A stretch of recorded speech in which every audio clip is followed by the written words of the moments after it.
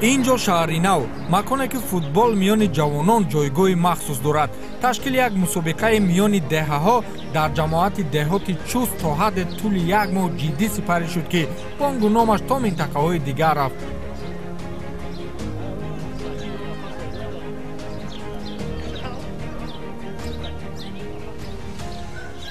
خب پیش از همه باید گفت که ما برگزاری چنین نمودی ورزشی فوتبال را از آوان مکتبی همراه همصنفانمون بین صنف‌ها تشکیل می‌کنیم، چون یک همصنفان تشبسکار هم هستند و روز همراه می نشستیم. از جانب همصنفان خیلی پیشنهاد شد که چی می‌شود که همون کارهای تشکیلی که در آوان مکتبخانه تشکیل می‌کنیم بین صنف‌ها همون بین دهها در حدود جماعت دهات چوست تشکیل کنیم.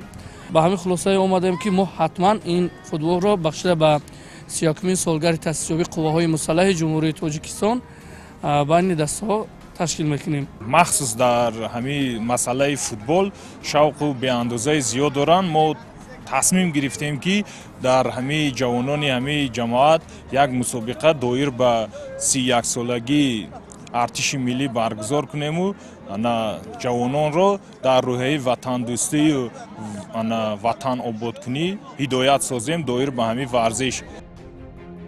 در طول این یک ماه میان 18 دسته از جماعت دهات چوست و 4 دسته دیگر از حساب دهه‌های جماعت‌های نزدیک به جماعت دهات چوست رقابت‌های بی‌امان سپری شد. من فکر میکنم مشاهده ها نشان داد که بازی فوتبالی اونها، یعنی که ما با هدفهایی که در پیش خود گذاشته شده بود، یعنی دوستی و برادری یکدیگر فهمی، رونق دادن این نمودی مثال فوتبال که همگان خوب میدونیم که توجه بی‌واسطه پیشوای معظم ملت از جمله به این نمودی ورزشی به فوتبال زیاد است. ما در پرتو سیاست ورزش پرورانه اساسگذاری صلح و وحدت ملی پیشوای ملت پرزیدنت جمهوری اسلامی محترم امامعلی رحمان این فوتبال را به راه ماندیم. این آمار بیشمار مخلصان می‌بیند به خاطر تماشای بازی‌های دور نیمه نهایی و نهایی مسابقه آمدند که امروز باید غالبان مقام‌های اول، دوم و سوم معین گردند.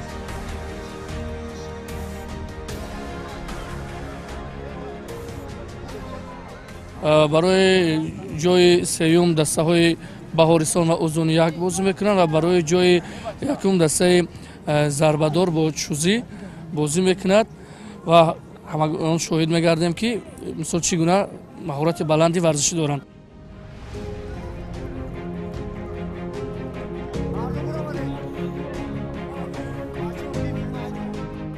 رقابت اول میان دسته‌های اوزون یک و بهارستان بود که خیلی شدید سپری شد.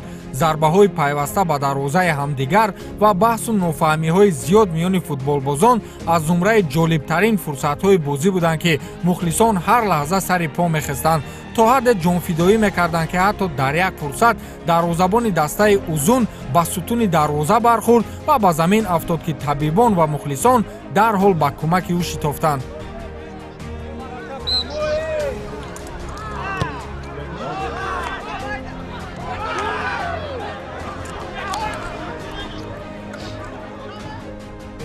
فوتبالبازان دسته بهارستان اول شده گل یکم دیدار را به ثمر رسانیدند.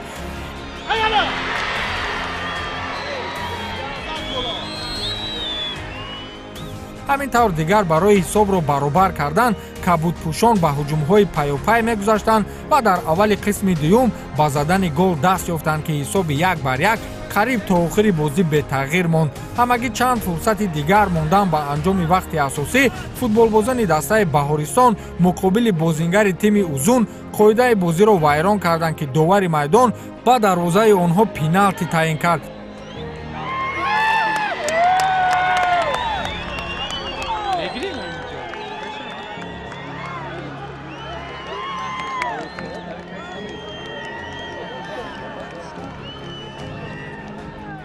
دسته اوزون فرصت به میان آمده را استفاده برد و حساب رقابت را 2-1 کرد که هم خلاصه داور و هم اجرای پنالتی بحث و نافهمی زیادی را میان فوتبالبازان و مخلصان به بار آورد. جریمه 11 متره گذاشته شد اول، بعد در وقت اجرا کردن به خطاگی ها راه دادن. این خطای بزرگ داور و کمک داور است که дар як маврид се бозингар ба ҷониби тӯб ҳамла карданд. инро аз назар холӣ гузошт. шумо аз хулосаи даво розӣ ҳастед? албатта.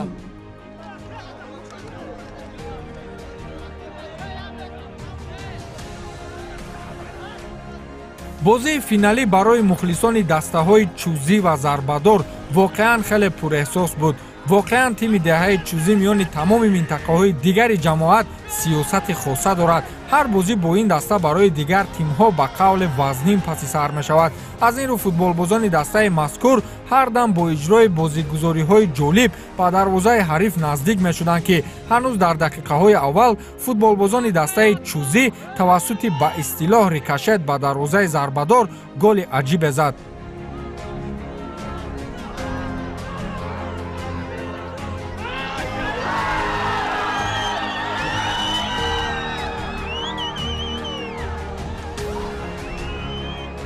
футболбозони зарбадор ғайри дар хати дифоъ нишастан дигар роҳе надоштанд. ин буд ки ҳамлаҳои пайдарпайи футболбозони чӯзӣ доим мухлисонро ба пой мехезонд ва зарбаи Муродбек Ҷамолов натиҷаи бозиро 2-0 ба фоидаи ин даста кард ки шодиву нишоти мухлисонро ҳадду канор набуд.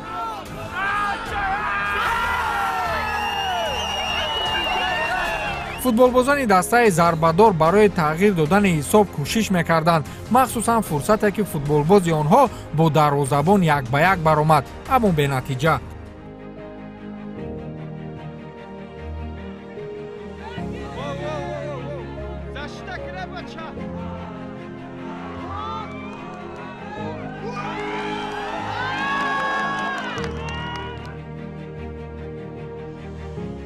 баҳсу нофаҳмиҳо дар дилхоҳ бозӣ сурат мегирад. ин як чизи маъмулӣ аст. ҳатто қоидавайронкуниҳое ки садои бархурди пой ба гӯши тамошобинон мерасад.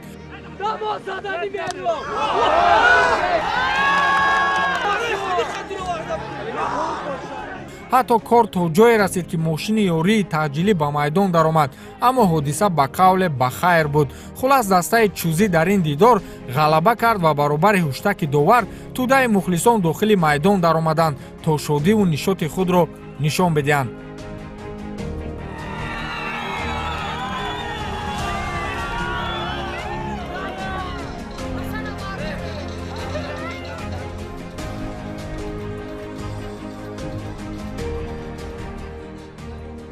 аз шикаст дар финал футболбозони дастаи зарбадор малол нестанд, чун то финал роҳ ёфтан ҳам кори саҳл нест. чизи дигар ин ки онҳо воқеан пеши зурии дастаи чӯзӣ ба қавле қоиланд.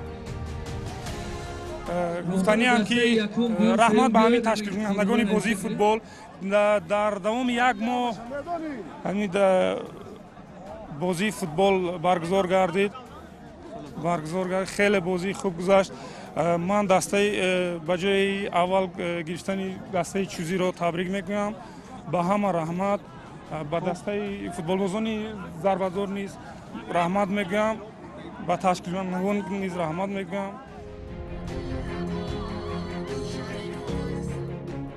дар охир барои супоридани ҷоизаҳои ифтихорӣ намояндаҳои кумитаи кор бо ҷавонон ва варзиши назди ҳукумати ҷумҳурии Тоҷикистон, махсусан раиси ин ниҳод Зулфиқор Гулаҳмадзода ташриф оварданд ки барои рӯҳбаланд сохтани ғолибони мусобиқа таъсири мусбат расонид. ва мо ҳам хел тасмимам дорем ҳамроҳи ҳамсифоки оянда низ баргузори чунин мусобиқоти варзиширо байни на танҳо як ҷамоати деҳотӣ чуст, балки байни ҷамоатҳои ҳудуди ноҳияи шаҳри нав ва баъзе аз ҷамоатҳои ҳудуди шаҳри ҳисор ки бо мо ҳамсарҳад ҳастанд ташкил намоем. аллакай дар ин бора корҳои ташкилӣ машваратҳо доир гардиданд. умедворем ки ин нақша низ амалӣ мегардад дар сатҳи баланд. ҳамин тавр ғолибони мусобиқа зери як маросими тантанавӣ бо медалу ифтихорномаҳо сарфароз гардонида шуданд ки дастаи узун ишғолкунандаи мавқеи сеюм, дастаи зарбадор дорандаи медалҳои нуқрагӣ ва футболбозони дастаи чӯзӣ соҳиби медалҳои тилло ва ҷоми мусобиқа гардиданд ки шодиву нишод дар он ҷо беканор буд.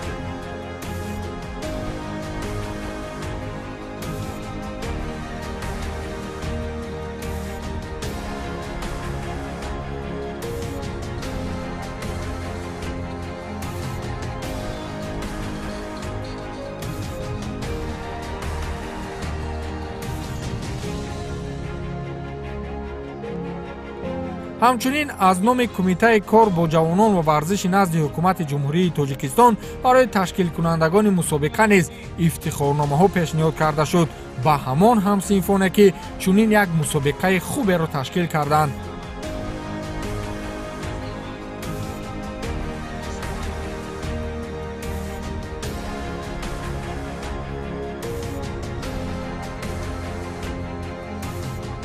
шӯъбаи вазораткорҳои дохилии ҷумҳурии тоҷикистон дар ноҳияи шаҳрнав барои таъмини тартиботи ҷамъиятӣ ба мақомоти иҷроияи ҳокимияти давлатии ноҳияи шаҳрнав ва бахши ҷавонони ноҳияи шаҳрнав барои ҳамкорӣ мерасонам.